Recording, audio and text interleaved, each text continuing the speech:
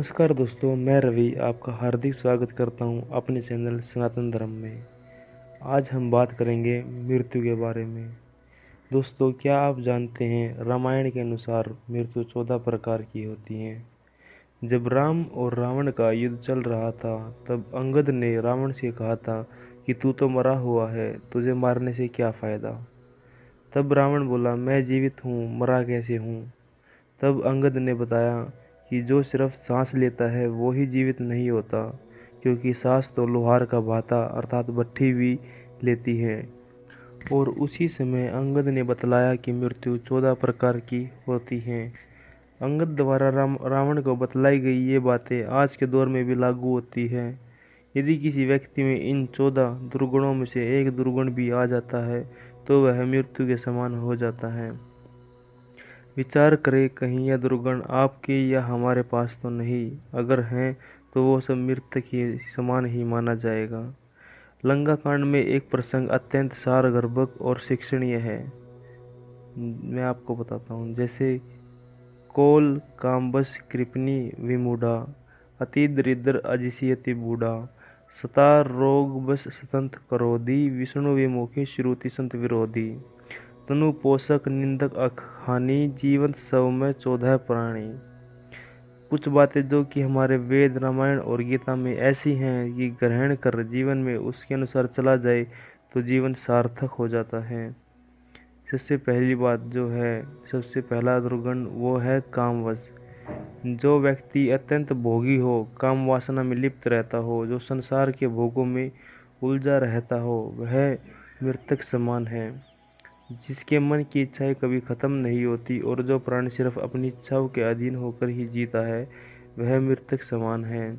वह अध्यात्म का सेवन नहीं करता और सदैव वासना में ही लीन रहता है।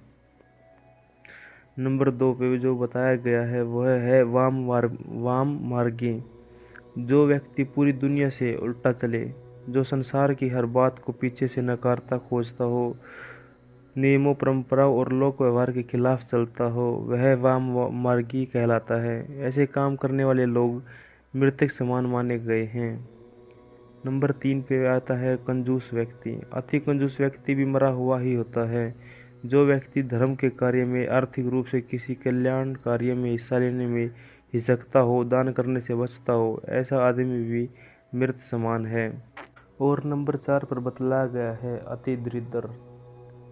जो व्यक्ति अति दरिद्र अर्थात गरीबी जो है वो सबसे बड़ा शाप है। जो व्यक्ति धन, आत्मविश्वास, सम्मान और साहस से हीन हो, वह भी मृत्यु के समान ही है। अति दरिद्र व्यक्ति भी मरा हुआ ही होता है। दरिद्र व्यक्ति को दुत्कारना नहीं चाहिए, क्योंकि वह पहले से ही मरा हुआ आता है। गरीब लोगों की मदद करनी ही चाहिए। नंबर 5 में बताया गया है विमृड। अत्यंत मृड यानी मूर्ख व्यक्ति भी मरा हुआ ही होता है। जिसके पास विवेक बुद्धि नहीं हो, जो खुद निर्णय ना ले सके, यानी हर काम को समझने या निर्णय लेने में किसी अन्य पर आश्रित हो, ऐसा व्यक्ति भी जीवित होते हुए मृत के समान ही है। नंबर 6 पे बताया गया है अजसी। जिस व्यक्ति को संसार में बदनामी मिली हुई हो, वह भी मरा हुआ ही है। जो घर, परिवार, कुटुंब, समाज, नगर या राष्ट्र या किसी भी इकाई में सम्मान नहीं पाता, वह व्यक्ति मृत समान ही होता है। नंबर 7 पे आता है सदा रोगवश। जो व्यक्ति निरंतर रोगी रहता हो, वह भी मरा हुआ ही है। स्वस्थ शरीर के अभाव में मन विचलित रहता है, नकारात्मकता शक्तियाँ हावी हो जाती हैं, व्यक्ति मृत्यु की कामना में लग जाता है और जीवित होते हुए भी रोगी व्यक्ति जीवन के आनंद से वंचित रह जाता है। इसलिए उसे भी मृत के समान ही बतलाया गया है। नंबर 8 पे आता है अति वृद्ध या अति बूढ़ा आदमी। अत्यंत वृद्ध व्यक्ति भी मृत के समान ही होता है, क्योंकि वह अन्य लोगों पर आश्रित हो जाता है। शरीर और बुद्धि दोनों अक्षम हो जाते हैं। शरीर ऐसे में कई बार समय वह और उसके परिजन ही उसकी मृत्यु की कामना करने लगते हैं, ताकि इन कष्टों से मुक्ति मिल सके। नंबर 9 पे बतलाया गया है सतत क्रोधी। 24 घंटे क्रोध में रहने वाला व्यक्ति भी मृत के समान ही है। वह छोटी बड़ी बातों पर क्रोध करना, ऐसे लोगों को काम होता है। क्रोध के कारण मन और बुद्धि दोनों में ही उसका नियंत्रण से बाहर होते हैं।